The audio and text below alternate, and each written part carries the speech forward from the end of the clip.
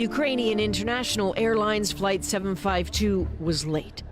Scheduled to depart at 5:15 a.m. en route to Kiev, some 2,300 kilometers away, the sleepy passengers, who'd likely rushed to the Imam Khomeini airport to be on time, instead had to wait until 6:12 a.m. to take off.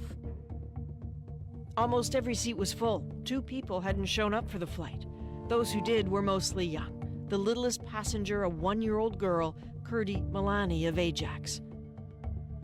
What a group it must have been. There aren't many Iranians in Ukraine or Ukrainians in Iran.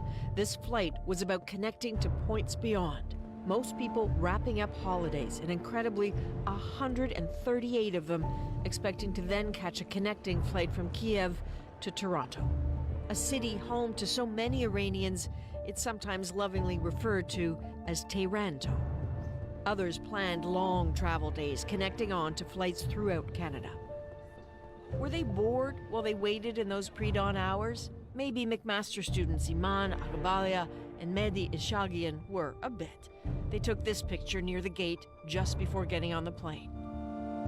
Were they scrolling through their phones? Hassan Shadku's wife Shada certainly was. She posted this picture and spoke with him from the plane, telling him she was worried about war in the region.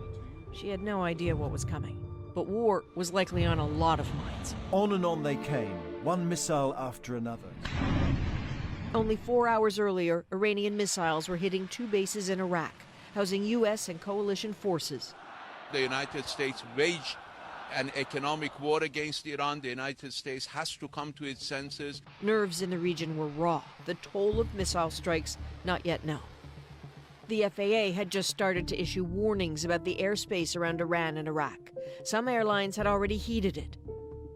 But Tehran's airport was still in operation. This is what the skies looked like as Flight 752 was taking off. A few planes over Iran, but not many. The flight tracker shows while the official flight time was recorded as just under 4 minutes, almost half of that was spent taxiing. It only spent 2 minutes airborne. It reached 2,400 meters, 8,000 feet, no indication of the flight path becoming less steep, as you might see with an engine failure. A failure of fire was an early theory. We're a long way from knowing the truth. And then, nothing. No more coordinates broadcast. The few clues lying in the grainy footage of the last moments of the flight. A flash, a fire, and a fall.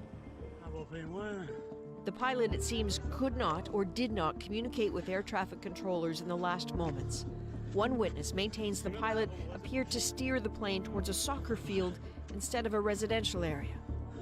By 6:16 a.m. it was done, a fiery, scattered tangle in a debris field several kilometers wide. These aerial pictures from a state-run news agency just after sunrise, about an hour after the crash.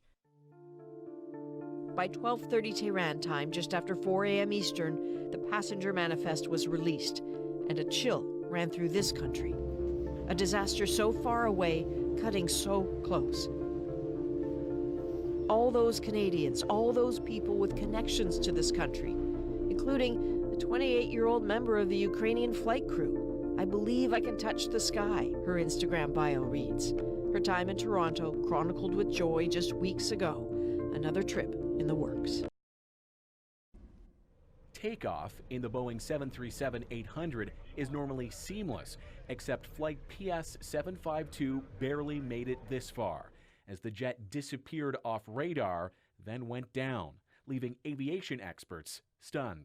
This doesn't look even remotely like anything we've seen in the past, especially since this aircraft has been in service for, well, a very long time, many millions of hours. Boeing's 737 series is among the most popular airliners in the world, with the 800 edition flown in Canada by WestJet, Sunwing, and others. In service before the now grounded 737 MAX, it does not use the troubled MCAS software, blamed for 2 deadly crashes in the past 2 years that have left the aerospace giant reeling. It has a very, very good safety record, so this is unusual for a 737-800. Ukraine International Airlines says this very plane, the one that crashed, was delivered by Boeing in 2016 and inspected just 2 days ago. The airline even displayed a certificate it received last year after an international safety audit. The aircraft was climbing, so I don't see any evidence that there was an engine failure. The 737-800 has been involved in crashes before. 10 years ago, an Ethiopian flight slammed into the Mediterranean shortly after takeoff, killing 90 people. And last year, this plane in Florida skidded off the runway into a river.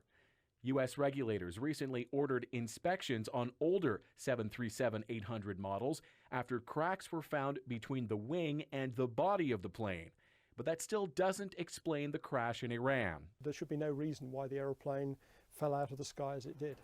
The ill-fated flight took off an hour behind schedule, though it's unclear why.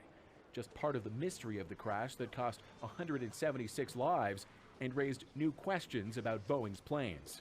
Thomas Dagg, CBC News, Toronto.